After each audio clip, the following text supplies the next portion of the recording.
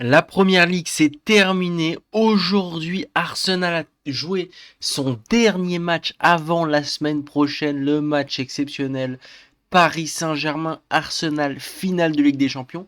Mais aujourd'hui, Arsenal a joué contre Crystal Palace, s'est imposé 2-1 assez facilement. On va pas se mentir, ils ont dominé plus ou moins toute la partie, hein, 61% de possession à 39, 17 tirs à 8. Bon, très clairement, Arsenal s'est baladé en plus de ça avec ses remplaçants.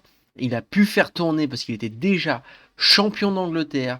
En tout cas, c'était quand même, je trouve que c'était une belle prestation d'Arsenal et voire même une plus belle prestation que les autres matchs, les anciens matchs d'Arsenal avant qu'ils étaient champions.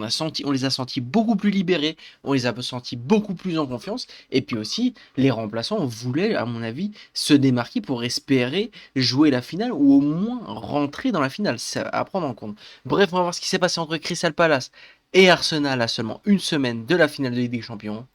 À tout de suite. Footix parisien pour vibrer chaque jour. Les couleurs de Paris, c'est l'amour toujours. Actu déchaîné, prépare-toi au détour. PSG, c'est la vie, la passion, le parcours. Yo yo petit Footix parisien, vous connaissez déjà premier sur les news du Paris Saint-Germain. Aujourd'hui on se retrouve comme je vous l'ai dit pour Arsenal. Crystal Palace 2-1, dernier match d'Arsenal avant la finale de Ligue des Champions. Et quel plaisir de vous retrouver. Là vraiment, personnellement la tension, elle commence à monter. On est à J-6, c'est la dernière semaine. On peut plus attendre. On peut plus attendre. Le fait que la finale soit décalée, on n'en peut plus. On veut voir ce match. On veut voir ce match. Bref, qu'est-ce qu'a fait Arsenal pour son dernier match de Première Ligue? Comme je vous l'ai dit, ils étaient déjà champions, hein. Ils avaient 4 points d'avance sur...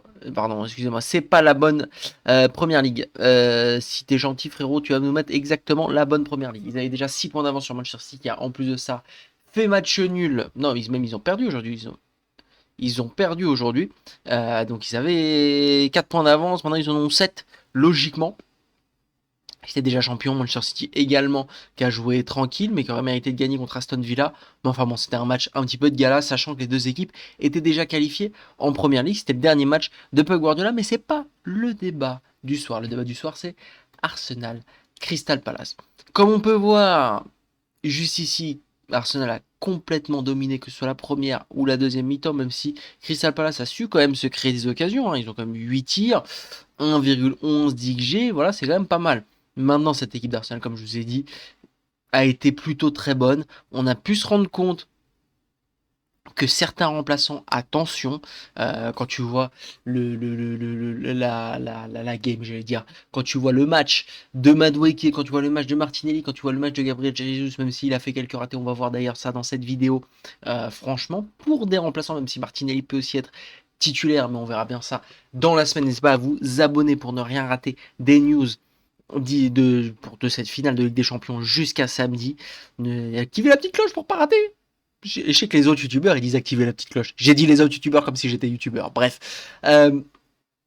Du coup, quand tu vois le niveau qu'a affiché, franchement, cette équipe d'Arsenal, bien que hyper revisitée, enfin je veux dire, t'as eu un Zubimendi latéral droit. Zubimendi normalement c'est milieu de terrain. T'as eu des Norgard, voilà, qu'on n'a pas l'habitude de voir, des Doman, très jeune. Les Kelly qu'on voyait de moins en moins.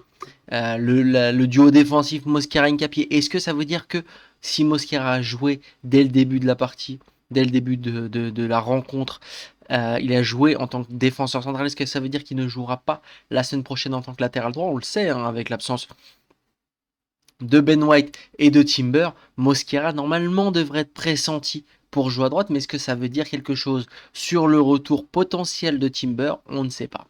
Également Calafiori et Arrizabalaga, excusez-moi, on se souvient, le gardien remplaçant. Après, au niveau des entrées, pareil, est-ce que ça nous donne pas un petit peu des indices? Le fait que Havertz rentre à la 46e minute et Gyökeres à la 83e, est-ce que ça veut dire qu'il a laissé reposer Gyökeres plus longtemps parce qu'il sait qu'il va être titulaire dans la finale? Ou alors, plutôt, il a voulu donner du temps de jeu, du rythme à Havertz?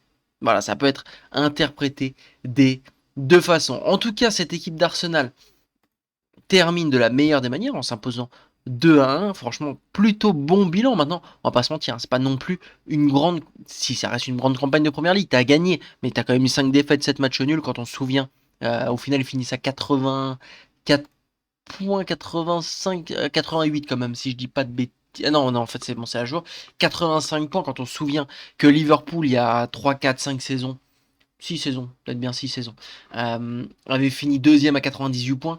Tu sais quand même que le niveau de cette première ligue, des équipes, on va dire des équipes de haut de tableau, étaient moins fortes. Peut-être que les équipes de mid-tableau étaient meilleures, je sais pas. Après, quand on voit un petit peu le résultat des autres équipes, Chelsea, Liverpool, Manchester City, en Ligue des Champions, tu te rends peut-être compte que cette première ligue n'était pas non plus très au top. Également, hein, on se souvient, tout le monde nous promettait l'enfer contre Chelsea qui a fini quand même 10e de Première Ligue. On a détruit ce club de Chelsea qui était à l'époque 5e, si je dis pas de bêtises, 5e ou 6e de Première Ligue. Ils ont complètement détruit leur saison. L'année prochaine, pas de Coupe d'Europe.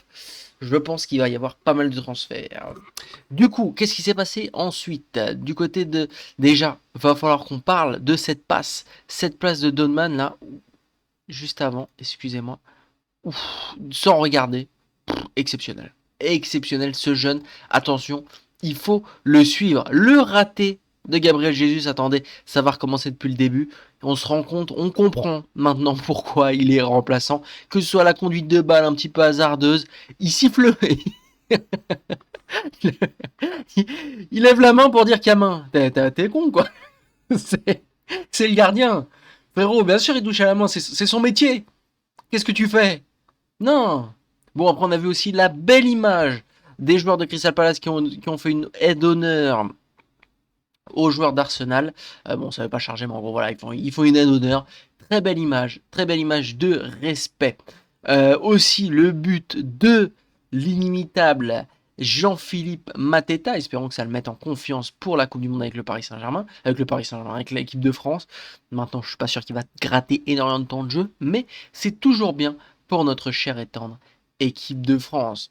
Nordu Madueke qui marque encore une fois sur un corner, le corner FC Arsenal qui ne fait que ça. Attention, ça va être quelque chose de très compliqué pour cette équipe du Paris Saint-Germain. En plus, on le sait, bon, on n'a plus Donnarumma au cage. Donnarumma qui n'était pas du tout rassurant sur coup de pied arrêté. Avec Safonov, je me souviens que l'année dernière, quand il avait remplacé Donnarumma, parfois on se disait putain, chier, il n'est pas plus rassurant que Donnarumma. Mais cette année, honnêtement, même sur coup de pied arrêté, je l'ai trouvé plutôt en confiance. Il te fait des gestes un peu bizarres, parfois, Safonov. Voilà, parfois, il n'est pas académique, mais c'est fonctionnel. Franchement, c'est très bien. Et donc, d'attaquant, un vrai but de numéro 9. Hein. Voilà, il attaque la profondeur, but tranquillement, pas de panique. C'est là où il y a eu la jolie, très très jolie passe de Donman. Ça fait 1-0, puis 2-0, puis 2-1. Bref, en tout cas, cette équipe d'Arsenal se met en confiance. Attention, ils sont quand même très très en confiance. Hein. Déjà, on a vu, ils veulent célébrer leur titre de Première Ligue après le match de Ligue des Champions. Attention, c'est dangereux. Hein. Après, je pense que même s'ils perdent la finale de Ligue des Champions, les supporters d'Arsenal seraient tellement heureux d'avoir déjà gagné la Première Ligue. Je pense même que cette victoire en Première Ligue est même plus importante que la Ligue des Champions, quoique, parce que c'est leur première quand même. C'est leur première. Mais je crois qu'ils l'attendaient, ils ont été deuxième 3 saisons de suite, ils l'attendaient depuis tellement longtemps. Après, vous allez me dire, la Ligue des Champions, ils l'attendent depuis encore plus longtemps. Bref, n'hésitez pas à me dire ce que vous en pensez. Est-ce que le Paris Saint-Germain aura les capacités d'affronter cette équipe d'Arsenal? Moi, je pense que oui, je pense que le PSG est même favori maintenant une finale de Ligue des Champions. Tout peut se passer, absolument tout peut se passer. N'hésitez pas à liker, partager et vous abonner. Merci à tous les gars de m'avoir écouté jusqu'ici. Ciao, ciao les gars, et bonne soirée.